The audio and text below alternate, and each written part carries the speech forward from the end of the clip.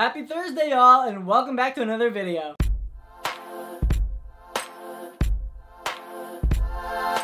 What is up, my realist? It's Stephen, and welcome back to another video. I hope y'all are doing great. I'm still listening to podcasts every chance I get, trying to prepare for my podcast, which I hope will drop really soon as all of this is over. But yes, before we get to the video, I just want to say, if you like this video, don't forget to give it a big thumbs up and comment down below. Also, don't forget to follow me on all of my social media platforms. That's Stephen Flores for Facebook, at Stephen Flores_IRL for Instagram, and at Stephen J Flores for Twitter. And as always, if you like this video and want to see more videos like this video, don't forget to subscribe and click the bell for me, will ya? So yeah, let's move on with the video. So the thing is, I know I made a video last week called Underrated Musical Songs, so I thought I would do the flip side and do Overrated Musical Songs. Wow, so inventive and original, Stephen. But yeah, the thing is, I actually couldn't really fill up a long list of overrated musical songs. I think I have like about 10 or 11, because I realized, like, especially if you watched my last video on, like, I think that was Sunday, I can find something nice in anything, and I guess that goes with songs too. So these aren't songs necessarily that I like hate. These are just songs that I feel like are not worth the amount of praise they get, which is the definition of overrated, so I just explained that all for nothing. But yes, I'm gonna shut up and just start listing them down. But again, it's not that these songs suck, it's just that, you know, they're more hyped up than they should be. Let's start with one from Hamilton, and that's Guns and Ships. I know everybody loves this song because it's like a really fast song. I think I read somewhere that it's the fastest musical theater song ever. And I get that the rap's kind of fun to do, but also if you really look at the meat of that song, there's nothing really super special with it. It's just like there. I feel like it's just there for entertainment value. It's not like Wait for It or Satisfied or Helpless, where like they like add character or plot and stuff like that. It's kind of just like there, and that's kind of the reason why I feel like it's overrated, because like people think it's like one of the best songs in Hamilton, but you could literally name 15 songs that are much better than Guns and Ships. Next is a song that I think I mentioned in like a list of like theater songs I didn't like. So this is one song that I don't like, that a lot of people do like, and a lot of people think is a bop.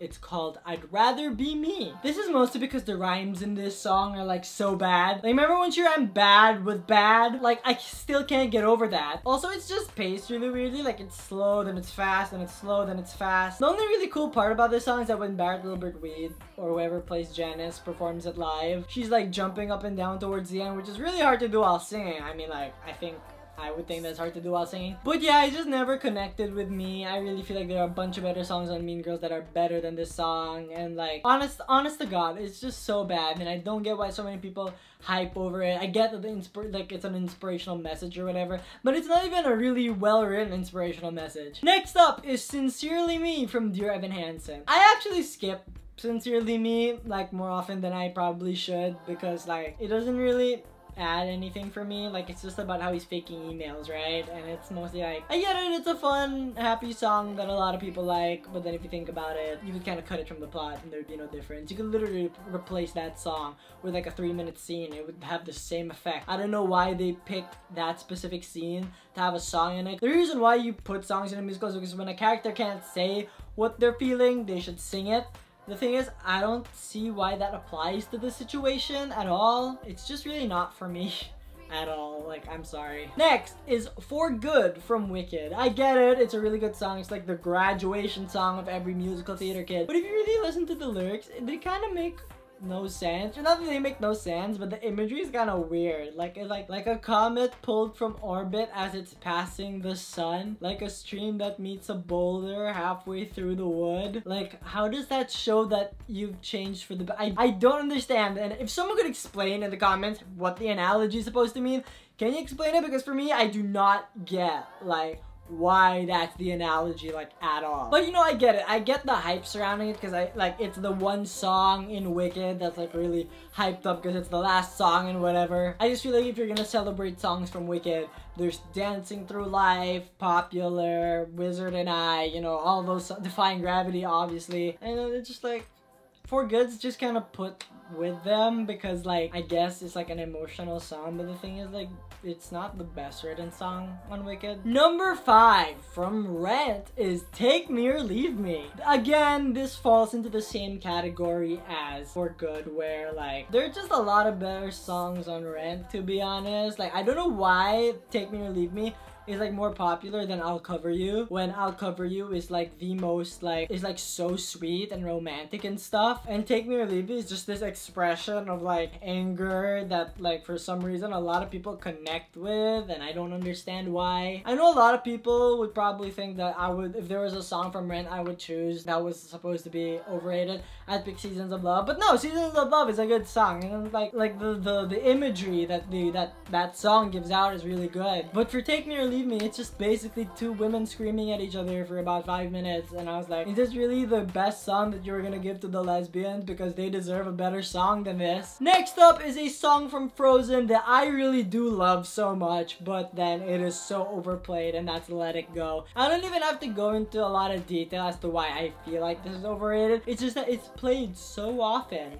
that it just drives me insane. But the thing is, if you think about it, it's actually like really well written. Like honestly, one of the most well written songs in the Disney catalog. But I don't understand why they got so much hype for that when there are songs that are as good or better than it, like Almost There from Princess and the Frog, or I See the Light from Tangled. I don't know why everyone's just so focused on this one song from Frozen. And besides, there are other good songs in Frozen too, like Love Is an Open Door. You gotta admit, that's like a really good song. And like, do I even have to like mention how incredibly well written and well produced and everything Do You Wanna Build a Snowman is, because that's just like, wow, that's a really good song. So yeah, I just think Let It Go is overrated. Next up is a song that is from Hadestown, and that's Wait For Me. I don't get why this is the most popular song from Hadestown. Okay, fine. Like the chorus with the wait for me, like, okay, fine. That's like good. I mean like, not really good, but it's more of like, it's catchy, I like it. But there are literally so many other songs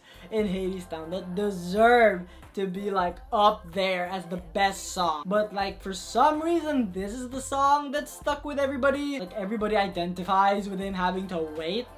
Like, is that a thing now? Or I mean, like, I just don't understand the hype of it, and yeah. Next, from Les Miserables, On My Own. I know this is a super popular song, and I get it. She was lonely, and like her lover, she wanted the guy to be a lover, and he went off with someone else. But the thing is, it doesn't carry the same like dramatic heft that a lot of these other songs have. The fact that this is one of the biggest songs already in the second act, and the fact that Eponine appears for like a grand total of 20 minutes, just shows how like flat of a character she is. Like her whole character is I love Marius. That's it. And I don't know why this song gets all the hype, because like it's just, I mean, the imagery is great and everything. It's just that like, I mean, come on. In Les Mis, there are a lot of better songs. Next, from Phantom of the Opera, Think of Me. All I ask of you, music of the night, the Phantom of the Opera. Heck, even Notes is more needed for the plot than Think of Me is. I get it, okay? Think of Me was supposed to be her first big break and everything like that. But it literally does not add anything to her character. It doesn't really add anything to the plot, aside from the fact that, like, she became the lead singer. But the thing is, they could have integrated